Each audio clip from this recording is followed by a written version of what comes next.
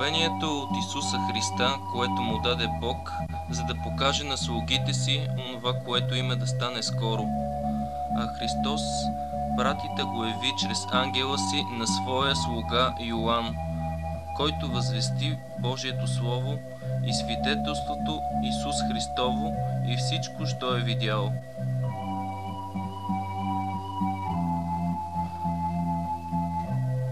Блажен, който прочита, и ония, които слушат думите на това пророчество и пазят написаното в него, защото времето е близо. Йоан до 7-те църкви, които са в Азия. Благодат и мир да бъде на вас от онзи, който е и който е бил, и който иде, и от 7-те духове, които са пред Неговия престол, и от Исуса Христа, който е верният свидетел, първородният от мъртвите и началникът на земните царе, на този, който ни люби и ни е развързал от греховете ни чрез кръвта си, и който ни е направил царство от свещеници на своя Бог и Отец. На Него да бъде слава и господство във вечни векове. Амин.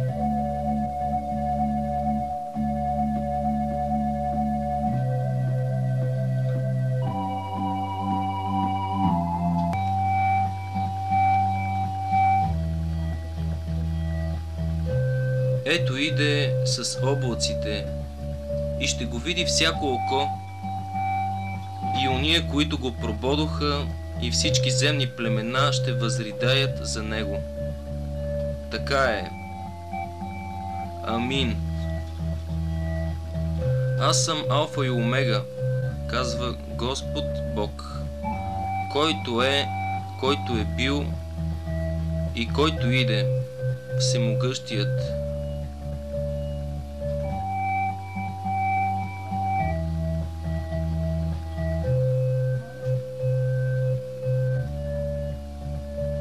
Аз, Йоан, ваш брат и съучастник в неволите и в царството и в търпението, които са чрез Исуса Христа, бях на острова наречен Патмос за Божието Слово и свидетелството за Исуса Христа. В Господния ден бях в изтъпление чрез духа и чух зад себе си силен глас, като от тръба, който казваше: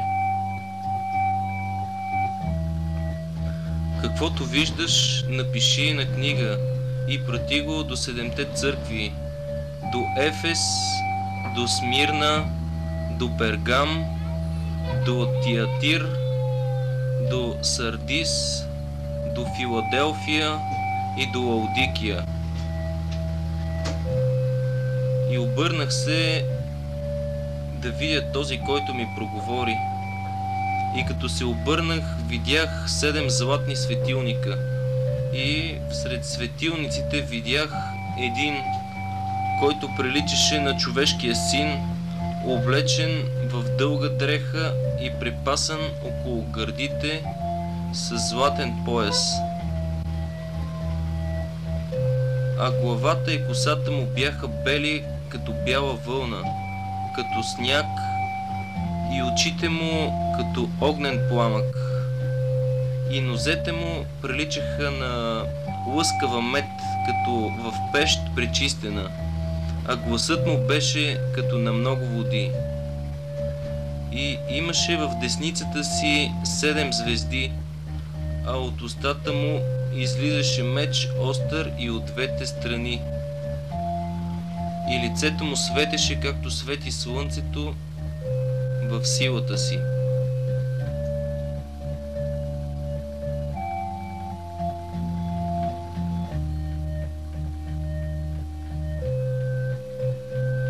И когато го видях, паднах при нозете му, като мъртъв, а той тури десницата си върху мене и каза: не бой се, аз съм първият и последният и живият.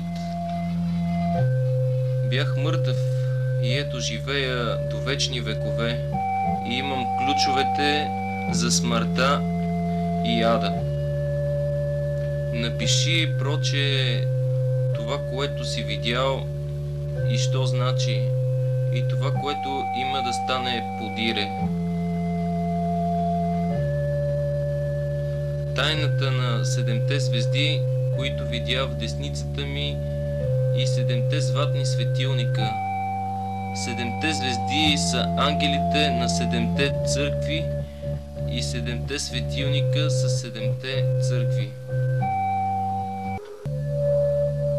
След това видях и ето врата отворена на небето. И предишният глас, който бях чул да говори с мене като тръба, казваше: